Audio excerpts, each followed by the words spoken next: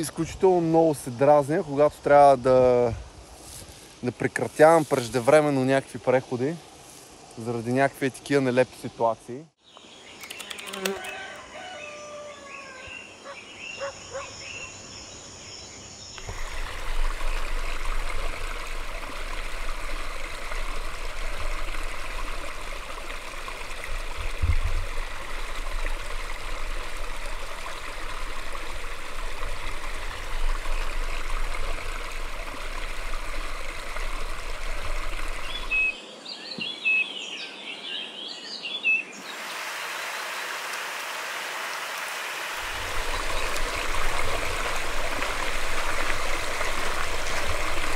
Намираме се в Родопското селце Загражден, където ще посетим една много интересна екопътека, наречена Загражденската екопътека, която се намира и върху Загражденската река.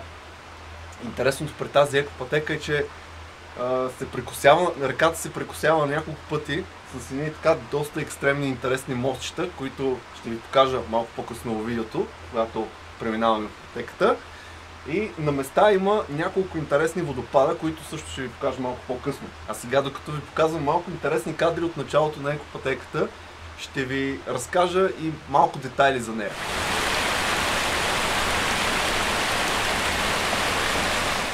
Екопътеката е с обща дължина 13 км и денивелация от 300 метра. Изградена е през 2007 година, като общо се минава през 14 дървени моста, 5 платформи, 3 беседки, няколко дървени стълби, един заслон и множество чешмички.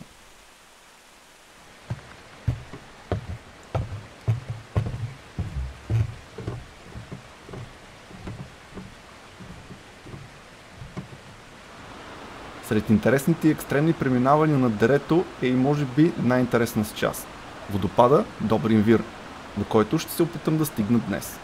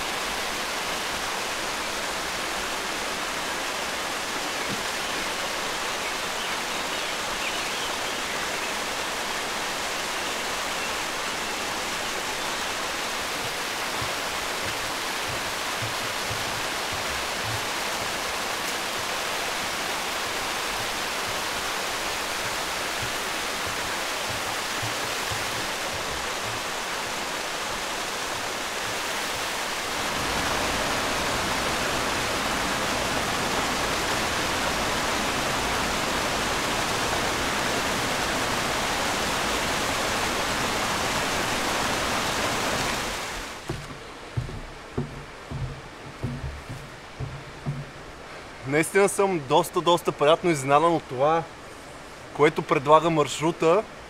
Намираме се още съвсем в началото, а видяхме вече толкова много и толкова яки неща. Въобще нямам търпение да разбера какво ни очаква по-надолу.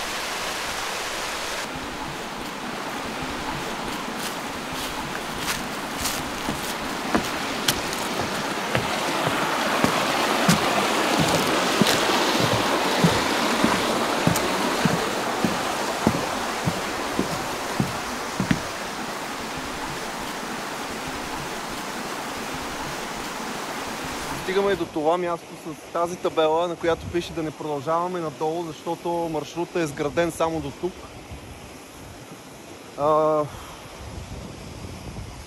Вижда се нещо като пътечка надолу, но не съм сигурен, че се заслужава да се продължава.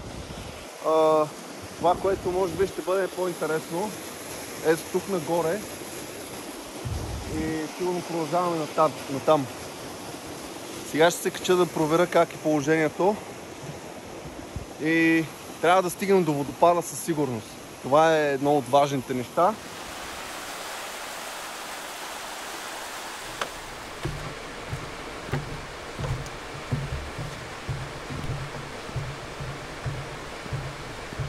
След като бях горе, може би трябваше да направим едно включване там бързо, разбрах следното, че това е кръгов маршрут.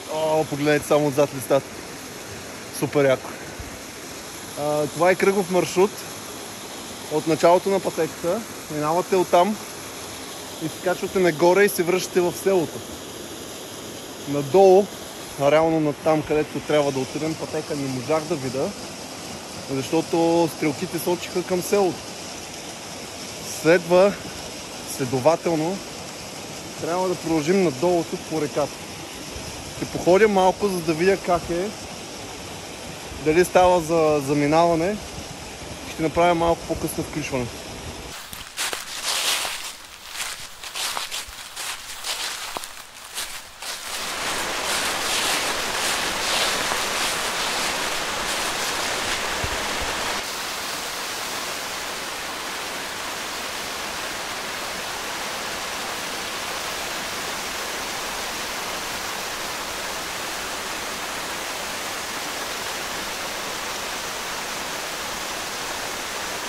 Извинявам се, но ми се налага по-често да снимам с телефона, отколкото ми се иска. Стигнахме до това място, поръчени мостчета, които не съм сигурен дали ми се рискува да минавам през тях. Тук виждам, че е малко по-надолу. Има още един, още един и там още един. А и надолу сигурно ще има още такива на доста места, които са много поизгнили. Не може да видите. И просто не знам дали се заслужава да продължавам надолу, защото имам и техника. И след като в предишното видео пострадах леко на водопада, сега ми е малко по-така шубелийско да рискувам на такива места. Да, точно както си мислих, все пак реших да мина през тези мостчета. Не ви съветвам да го правите, защото са доста паянтове. Дъските, които са сложени, са поизгнили. И на следващото място, където стигаме, е този срутен мост, да го наречем, който трябва да стига ето там да отсреща до това паднало дърво. Да. Много, изключително много се дразня, когато трябва да прекратявам преждевременно някакви преходи заради някакви такива нелепи ситуации. Но просто за мен в момента е практически невъзможно да продължа нататък, защото съм и с ето това и с ето това на гърба, което допълнително усложнява всичко. Едва на 1/3 от маршрута сме и просто тайничко се надявах така малко да се оправи надолу, но както гледам едва ли, дори става още по-зле. Просто няма смисъл. Връщам се обратно. При по-благоприятни условия трябваше в пътеката да стигнем до поляна с беседка. Оттам пътя ни отвежда до още една беседка в местност, наречена Козарника, по която се стига до място, наречено Чистилището, което представлява тесен скален процеп, а легенда разказва, че само праведните могат да минат през него. Сега, след като се изкачих тук догоре до табелките, видях, че зад мен има една счупена, която по-рано не видях. И предполагам,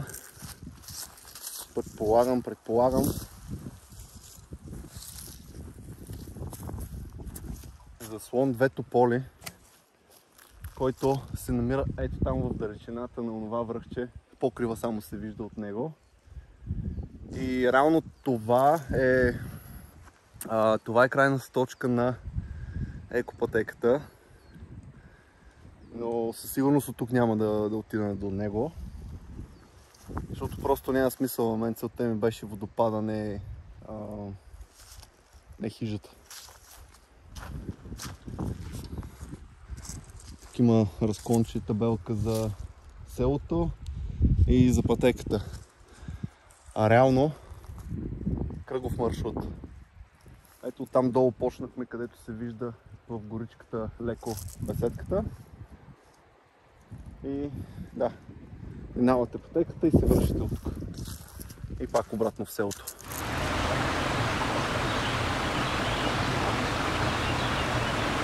Мястото е наистина доста впечатляващо. Много интересно с тези мостчета над реката.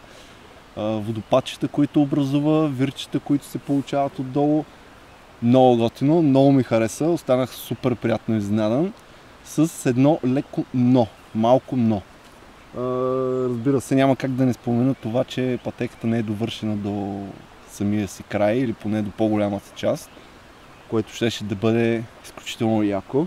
Като цяло кръговия маршрут е добре маркиран, има табелки, добре обезопасене, но все пак трябва да се внимава. Ако това, което видяхте днес ви е харесало, ударете един палец нагоре, абонирайте се за канала за подобни бъдещи видеа, а с вас ще се видим в следващото видео.